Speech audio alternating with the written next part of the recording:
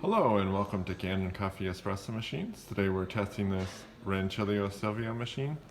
We just did a tune-up and we replaced the pump. The pump wasn't pumping, and replaced the group head, replaced the screen, the gasket. You can see how it's really in bad condition.